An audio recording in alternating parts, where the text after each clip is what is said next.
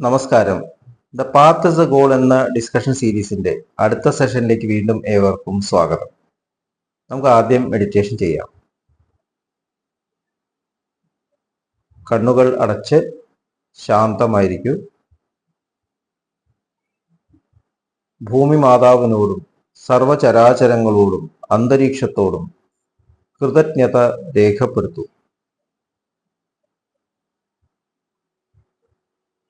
ഭൂമി മാതാവിൽ നിന്നുമുള്ള healing energy കാലുകളിലൂടെ പ്രവേശിച്ച് ശരീരം മുഴുവൻ വ്യാപിക്കുന്നതായും ശരീരത്തിലെ എല്ലാ ഭാഗങ്ങളെയും എല്ലാ കോശങ്ങളെയും റിലാക്സ് ചെയ്യാൻ സഹായിക്കുന്നതായും അനുഭവിക്കും.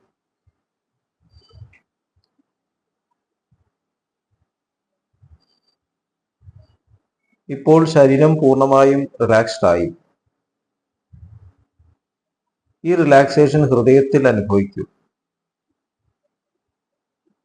ശ്വാസം ദീർഘമായി ഉള്ളിലേക്ക് എടുക്കൂ. ഹൃദയത്തിൽ സ്നേഹം നിറയുന്നതായി അനുഭവിക്കൂ. ശ്വാസം പുറത്തേക്ക് വിടുമ്പോൾ സ്നേഹം പ്രപഞ്ചം മുഴുവൻ വ്യാപിക്കുന്നതായും അനുഭവിക്കൂ.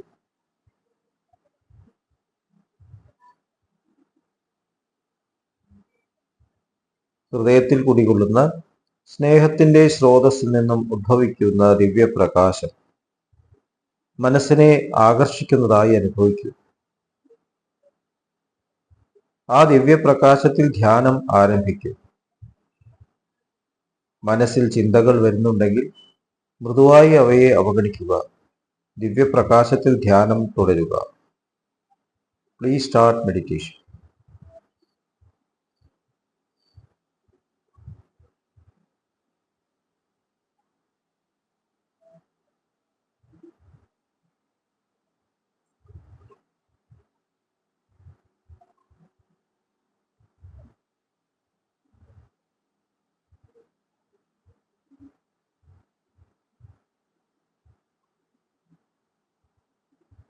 ഓക്കെ, കണ്ടീഷൻ ഹൃദയത്തിൽ നിലനിർത്തി പതുക്കെ കണ്ണുകൾ തുറക്കൂ.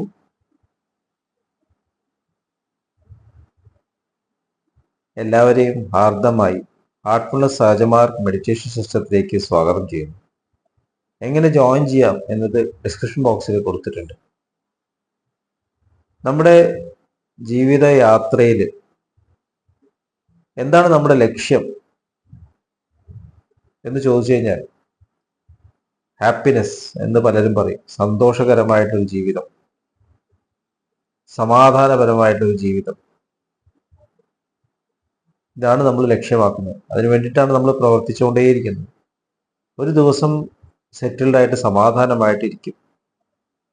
ഇതേക്കുറിച്ച് നമ്മൾ ചർച്ച ചെയ്തതാണ്. പക്ഷെ എവിടെയാണ് ഈ സമാധാനം എന്ന് തിരിച്ചറിയാണ്ടാണ് ഈ യാത്ര നടത്തിക്കൊണ്ടിരിക്കുന്നത്. യഥാർത്ഥത്തിൽ ഓരോ നിമിഷത്തിലും മനസ്സ് സെറ്റിൽഡ് ആകുമ്പോഴല്ലേ സമാധാനമുള്ളത്. എന്തെങ്കിലും പ്രവൃത്തി ചെയ്യുമ്പോൾ ഒരു സമാധാനമായി, ഞാൻ ഇത് പൂർണ്ണമായി ചെയ്തു കഴിഞ്ഞു. അല്ലെങ്കിൽ ഏതെങ്കിലും ഒരു അസുഖം മാറുമ്പോൾ ടെമ്പററി ആയിട്ടുണ്ടായിട്ടുള്ള ആ ഒരു മനസ്സിന്റെ ഒരു വ്യതിചലനം മാറിയിട്ട് സെറ്റിൽഡായി. ആ മനസ്സിനൊരു ശാന്തമായിട്ടുള്ള ഒരു സ്ഥിതി ഉണ്ട് എന്ന് നമുക്കിന്ന് മനസ്സിലാക്കാം. അത് അതിന്റെ ഒറിജിനൽ സ്റ്റേറ്റ് ആണ്. അത് തിരിച്ചെടുക്കുക. അതിനു വേണ്ടിയിട്ടാണ് നമ്മൾ ഇതെല്ലാം ചെയ്യുന്നത്. അപ്പൊ ഇത്രയും ചെയ്യണോ? ആദ്യം തന്നെ അവിടെ ഇരുന്നൂടെ ഉള്ളൊരു ചോദ്യം അവിടെ വരുന്നു. അവിടെയാണ് മെഡിറ്റേഷന്റെ കാതൽ. ആദ്യം നമ്മൾ ഉള്ളില് ഈ ശാന്തത കണ്ടെത്തേണ്ട ആവശ്യമില്ല. അത് അവിടെ ഉണ്ട്. നമ്മളവിടെ സെറ്റിൽഡായ, ശാന്തമായി, സന്തോഷമായി. എന്നിട്ട് പ്രവൃത്തിയിലേക്ക് ഇറങ്ങും. എന്നിട്ട് ഓരോ കാര്യങ്ങൾ ചെയ്യുമ്പോഴും ഉള്ളിലേക്ക് കണക്ട് ചെയ്യും. ഞാൻ ഈ ചെയ്യുന്ന പ്രവൃത്തിയിൽ എനിക്ക് ഉള്ളില് എന്താണ് തോന്നുന്നത്? ഉള്ളില് സമാധാനമാവുന്നുണ്ടോ? സന്തോഷമാവുന്നുണ്ടോ? അതോ ഒരു ഭാരം തോന്നുന്നുണ്ടോ? കുറ്റബോധം തോന്നുന്നുണ്ടോ? അപ്പൊ ഇത് നമ്മൾ സ്കൂളിൽ തന്നെ തുടങ്ങേണ്ട ഒരു കാര്യമാണ്. എന്ത് ചെയ്യുമ്പോൾ ഇപ്പൊ സ്കൂളിൽ ലേറ്റ് ആയിട്ട് വരികയാണെന്ന് ആലോചിച്ചു. ടീച്ചറെ കാണാതെ ഒളിച്ചു നടക്കുക, പ്രിൻസിപ്പളെ കാണാതെ ഒളിച്ചു നടക്കുക, അല്ലെങ്കിൽ എന്തെങ്കിലും കള്ളത്തരം പറയുക, കള്ള ലീവ് ലെറ്ററുകൾ ഉണ്ടാക്കുക, നമ്മൾ ഹോംവർക്ക് ചെയ്തില്ലെങ്കിൽ എന്തെങ്കിലും നുണ പറയുക. അപ്പൊ ഉള്ളിലൊരു ഭാരം തോന്നില്ലേ?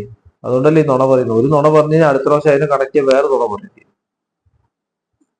അപ്പൊ ഈ തരത്തില് നമ്മൾ തുടങ്ങിക്കഴിഞ്ഞാൽ ലൈഫ് തന്നെ ഒരു നുണകളുടെ ഒരു തുടർച്ചയായിട്ട് മാറും. ഇതാണ് നമുക്ക് സംഭവിക്കുന്നത്. തുടക്കം മുതൽക്ക് തന്നെ നമ്മൾ അസത്യത്തിൽ ജീവിച്ചുകൊണ്ടിരിക്കുകയാണ്. നമ്മൾ സമയത്തിലെത്തുന്നില്ല, നമ്മൾ ഡിസിപ്ലിൻ പാലിക്കുന്നില്ല, നമ്മൾ ലോകത്തിനെ പൊല്യൂട്ട് ചെയ്യാതെ ജീവിക്കുന്നില്ല, അവരനെ വേദനിപ്പിക്കാതെ ജീവിക്കുന്നില്ല. ഇതൊക്കെ നമ്മൾ ചെയ്യുന്ന കാര്യങ്ങളാണ്.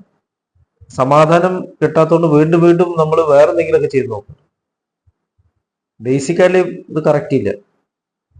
സ്ഥാപനങ്ങളൊക്കെ നോക്കിയാലറിയാം, എപ്പോഴും ലേറ്റ് ആയിട്ട് വരുന്ന ആൾക്കാരുണ്ട്. അതൊരു സ്വഭാവം തന്നെയാണ്. എത്ര പറഞ്ഞാലും സമയത്തിന് വരില്ല, ലേറ്റ് തന്നെ.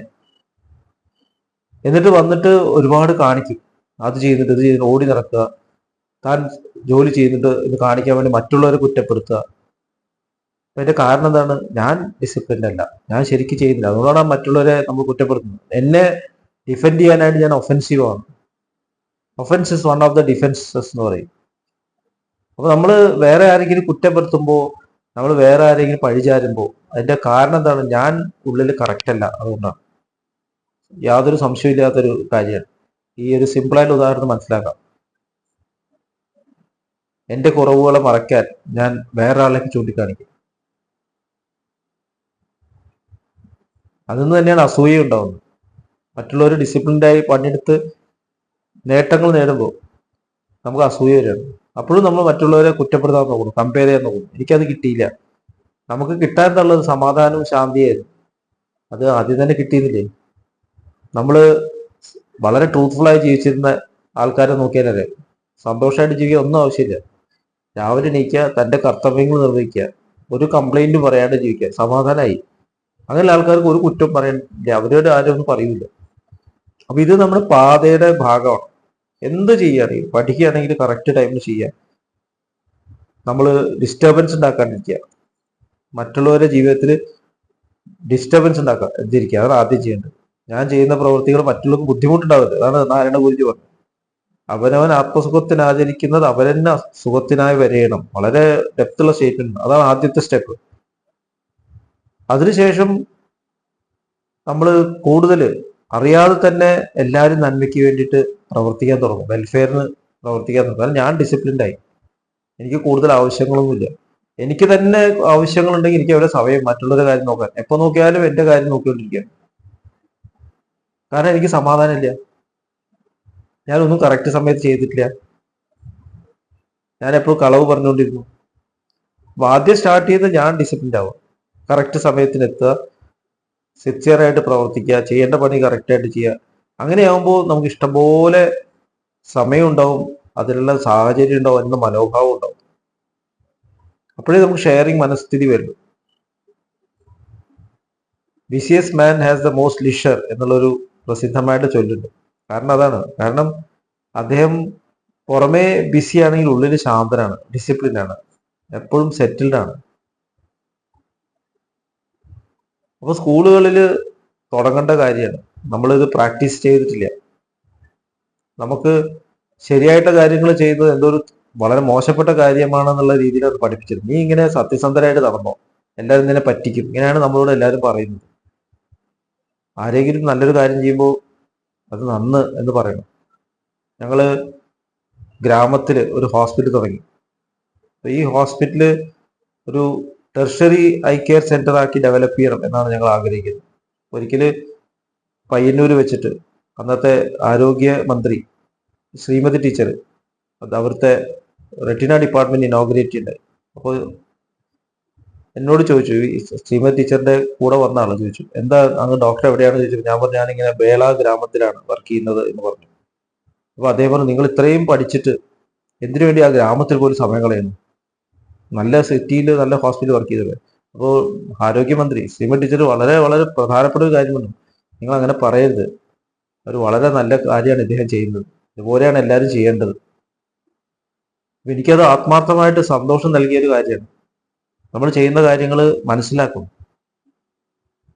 അപ്പോൾ ചെയ്യേണ്ട കാര്യങ്ങൾക്ക് അംഗീകാരം പുറത്തല്ല എന്നുള്ളത് വ്യക്തമായിട്ട് നമുക്ക് മനസ്സിലാവും. ആരെ അംഗീകാരം വേണം, എൻ്റെ ഉള്ളിൽ എനിക്ക് മനസ്സിലായി ഞാൻ എന്താ ചെയ്യുന്നത്, അത് നേർവഴിക്ക് തന്നെയാണെന്ന് ഉള്ള ഉറപ്പ് വരുമ്പോൾ നമുക്ക് സന്തോഷമുണ്ട്. ഇനി ഒന്നും വേണ്ട, പാരിതോഷികം വേണ്ട, ഗിഫ്റ്റ് വേണ്ട, ഒന്നും വേണ്ട. അപ്പൊ ഇതില് നമ്മള് എഡ്യൂക്കേഷൻ ശ്രദ്ധ കേന്ദ്രീകരിക്കണം. ഇപ്പൊ പുറം രാജ്യങ്ങളിലൊക്കെ പോയിട്ട് വിഷമിക്കുന്ന ആൾക്കാരെ വീഡിയോസ് ഒക്കെ വരുന്നുണ്ട്. എന്തിനാണ് അങ്ങോട്ട് പോയത്? ചിന്തിക്കേണ്ട കാര്യമല്ലേ? നമ്മൾ ഇവിടെ അല്ലേ ജനിച്ചത്, ഇവിടുന്നല്ലേ നമുക്ക് എല്ലാം കിട്ടിയത്. അപ്പൊ കിട്ടിയ സ്ഥലത്ത് തിരിച്ചു കൊടുക്കാതെ വേറെ എവിടെയും പോകുമ്പോൾ നമ്മുടെ ഉള്ളിൽ ഭാരം ഉണ്ടാവില്ലേ, കുറ്റബോധം ഉണ്ടാവില്ലേ? ഇതൊക്കെ ഇൻട്രോസ്പെക്ട് ചെയ്യേണ്ട കാര്യം കുട്ടികൾക്ക് ആദ്യം തന്നെ പറഞ്ഞു കൊടുക്കണം. നമ്മൾ പോകുമ്പോൾ നമ്മുടെ സേവനം കംപ്ലീറ്റ്, നമ്മുടെ ഡ്യൂട്ടി കംപ്ലീറ്റ് ചെയ്തിട്ട് നമുക്ക് പോവാം എവിടെയെങ്കിലും. എൻ്റെ അച്ഛൻ പറയാറുണ്ട്, first you do your duty, അത് കഴിഞ്ഞിട്ട് യു ഡു വേറെ എന്തെങ്കിലും ചെയ്യണമെങ്കിൽ അത് കഴിഞ്ഞിട്ട് ചെയ്യും. അത് കഴിഞ്ഞ് ഇഷ്ടംപോലെ സമയം ഉണ്ടാവും. അതാണ് അത്ഭുതം. സ്വന്തം ഡ്യൂട്ടി നിർവഹിക്കുന്നതിന് ബാക്കി എല്ലാത്തിനും ഇഷ്ടംപോലെ സമയം ഉണ്ടാവും എന്നുള്ളതിന് യാതൊരു സംശയമില്ല. ഇത്രയും പറഞ്ഞുകൊണ്ട് ഇന്നത്തെ ഡിസ്കഷൻ ഇവിടെ അവസാനിപ്പിക്കുന്നു. അടുത്ത സെഷൻ വരെ വിട വാങ്ങുന്നു. നന്ദി, നമസ്കാരം.